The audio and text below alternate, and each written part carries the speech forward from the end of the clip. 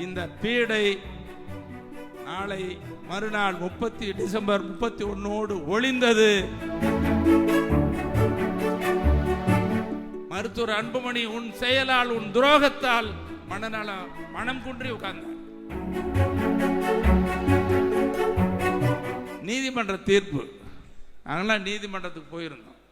டெல்லி உயர் நீதிமன்றம், அது வட இந்திய நீதியரசர் ஒரு பெண்மணி டெல்லியை சேர்ந்தவர் சொல்றாரு, நம்மையார் சொல்றாங்க, விவாதத்தில் ஐயா பேரை சொல்லி எத்தனை மகன்னு கேட்குறாங்க.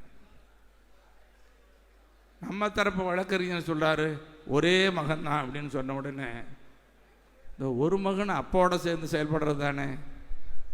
ஒரு டெல்லியில் இருக்கிற உயர் நீதிமன்றத்தினுடைய நீதியரசர் ஒரு பெண்மணிக்கு தருகிற உணர்வு பெத்த மகனுக்கு இல்லையே. இது எவ்வளவு பெரிய வேதனை. அதான் நம்ம சகோதரி ஸ்ரீகாந்தி சொன்னாங்க. தம்பி சுகந்தன் சொன்னார், மாமாவை பற்றி கேட்டார். நல்ல மாமா தான், நல்ல மாமா. அதனால இனி தமிழ்நாட்டின் வளர்ச்சியில் அக்கறை கொண்டு 46 ஆண்டு காலம் பயணிக்கிற மருத்துவரையாவினுடைய கனவு நனவாகும். ஐயா அவர்களை முடக்கி வைத்திருந்தீர்களே, அன்புமணி ஐயா சொல்றது, ஐயா மனநலம் பாதிக்கப்பட்டார், குழந்தை மாதிரி ஆயிட்டாரு. சரி, அப்பா குழந்தை மாதிரி ஆனா பாதுகாக்க வேண்டியது யாரு? மகன் தானே. மனநலம் பாதிக்கப்பட்டா மருத்துவம் பார்க்க வேண்டியது யாரு? மகன் தானே. மனநலமா பாதிக்கப்பட்டார் இல்ல.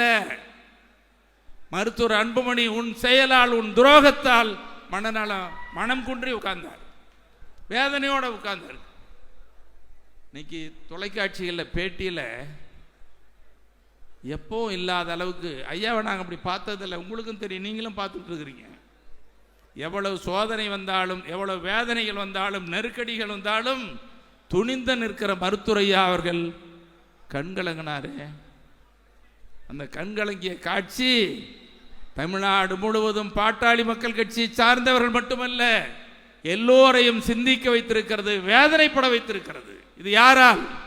பெற்று வளர்த்த மகன் அன்புமணியால். ஆகவே மருத்துவர் அன்புமணி இனி அரசியல் செய்ய முடியாது. பாட்டாளி மக்கள் கட்சி உங்களுக்கு சொந்தமானதல்ல. பாட்டாளி மக்கள் கட்சி மருத்துவரையா அவர்களுக்கும் இங்கே வந்திருக்கிற அனைவருக்கும் சொந்தமானது. இவர்கள் தான் வளர்த்தவர்கள், நீங்க தான் வளர்த்தீங்க. ஐயா பின்னால நின்று வளர்த்தீங்க, ஜெயிலுக்கு போனீங்க. ஆகவே மீண்டும் நான் உங்களை அன்போடு கேட்டுக்கொள்வதெல்லாம், வேண்டி விரும்பி கேட்டுக்கொள்வதெல்லாம், நேரம் ஆயிடுச்சு. ஏன்னா இந்த செயற்குழு முடிச்சுட்டு அது பொது